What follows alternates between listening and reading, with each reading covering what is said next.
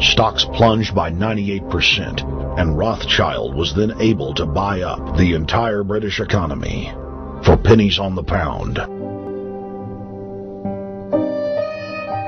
When the news of Napoleon's defeat finally arrived, stocks soared. Britain was now the undisputed ruler of Europe, and Rothschild ruled England. The already dominant British Empire grew even more aggressive. Her troops and bureaucracy spread across the globe. The sun never set on Britannia's holdings. The banking cartel funded, in fact, since about 1800, they have funded both sides of almost every war. And of course, they're getting the interest off of the loans that they've given the various governments and the wars that they have actually helped stimulate and create. By 1900, Germany was a rising force and a leader of the Industrial Revolution. World War I, for instance, there was absolutely no reason to have World War I, except that it was an ideal opportunity for the banking cartel to make a pile of money by funding both sides of that particular war. On June 28, 1914, the heir to the Austrian-Hungarian throne, Archduke Franz Ferdinand, was assassinated while traveling in a motorcade.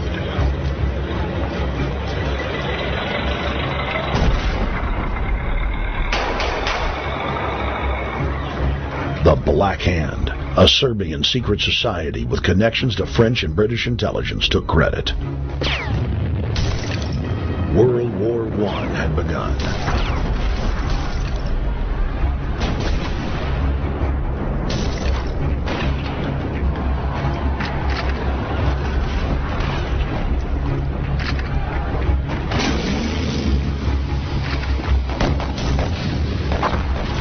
Armaments companies financed by Rothschild-controlled banks in Germany, France, England, and Austria bankrolled all the factions.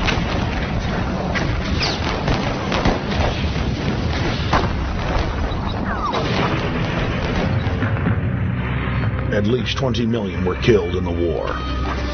It was a conflict so terrible the people vowed to never fight again.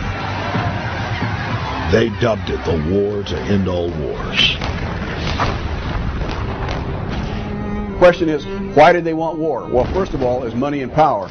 But secondly, they wanted to create the League of Nations. They had this in their plans all along, and as a consequence, once the war was over or about to be over, they began to formulate this idea of a League of Nations, so this would never ever happen again. Hundreds of years of practice made the British experts at hiding their empire behind puppet governments and councils. In the name of stopping all future conflicts, they proposed that countries would join a League of Nations. Their true intention was for the League to serve as a framework for world government. President Woodrow Wilson, who had spearheaded the establishment of the private Federal Reserve System in the United States in 1913, strongly supported the establishment of the League of Nations. Woodrow Wilson was a very naive president. He was basically a college professor that was grafted into this whole system. The League convened in Paris in 1919, but many nations recognized it as a threat to their sovereignty and refused to join. Frustrated by the U.S. Congress blocking the League of Nations, British intelligence, with the help of the Rockefeller family, set up the Council on Foreign Relations in New York City in 1921. The Council recruited the best and brightest of American life to support the growth of the Anglo-American Empire. The CFR's stated mission is to abolish all nation-states in favor of an all-powerful world government administered by a tiny elite. By 1930, the promoters of world government had split into two interlocking camps: the Fabian socialists centered in London, and the fascists based in Italy and Germany. National Socialism will use its own revolution for establishing a new world order. Adolf Hitler. Supporters of the fascists in the United States and England believed that the military should be used to quickly transform the world into a new world order. while the more sophisticated practitioners of globalism stated that incrementalism was the sure path to world domination. Congressional Medal of Honor winner Major General Smedley Butler went public in 1934, exposing an attempt by the robber barons to launch a military overthrow of the United States. The war hero testified to the McCormick-Dickstein Committee in Congress that some of the most powerful men in America had tried to recruit him to lead a military coup so they could set up National Socialism in the United States.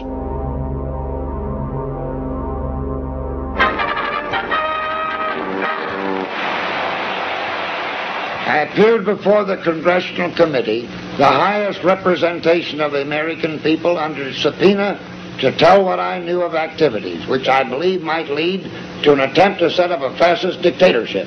I was supposed to lead an organization of 500,000 men, which would be able to take over the functions of government. The fascists had also made deep inroads in England.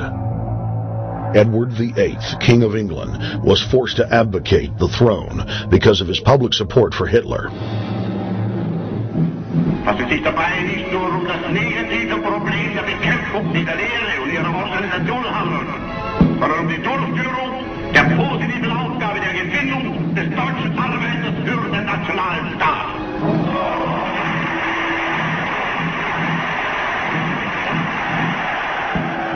Though the German-led fascist camp was strong, the Fabian Socialist bloc was able to maintain control of the U.S., Russia, and England.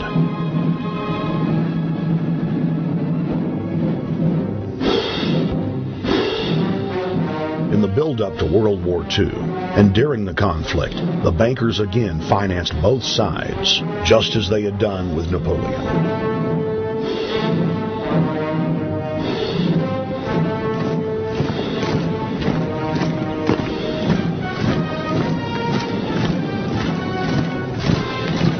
With the rise and fall of the Third Reich, Europe lay in ruins.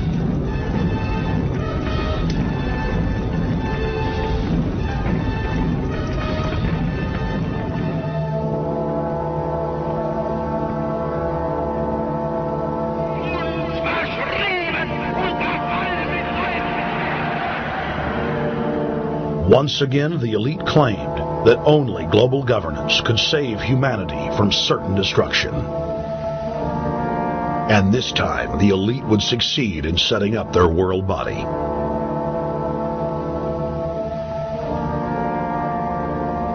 In April of 1945, at the Presidio Naval Base in San Francisco, the United Nations was founded by the victors of World War II.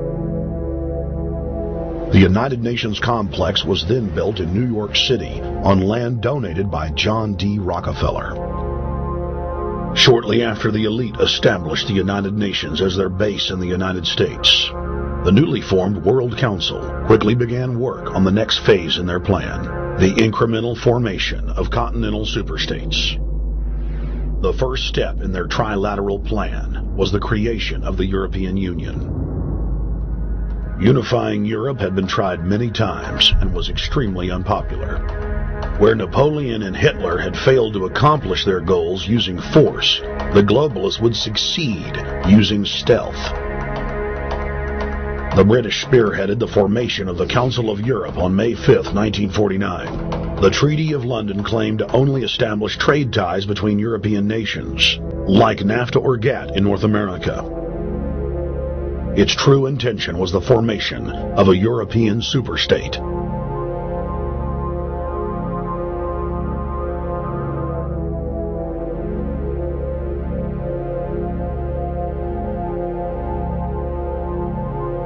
In 1954, the elite of the planet met in secret at the Bilderberg Hotel in Oosterbeek, Holland. The Bilderberg Group would later admit that their mission was the formation of the EU. Once the EU was established, under the guise of trade deals, a North American Union and Asian Union would be formed. The three interlocking superstates formed the core of the global government, while the United Nations would serve as a world regulatory and enforcement body over the Third World subregions. The Bilderberg Group consists of the heads of all of the managing roundtable groups that steer individual countries. Picture the elite power structure of the world as a giant pyramid, with only the elite of the elite at the tip top of the capstone. The group has been so secretive that until the mid-1980s, the controlled corporate media denied its existence.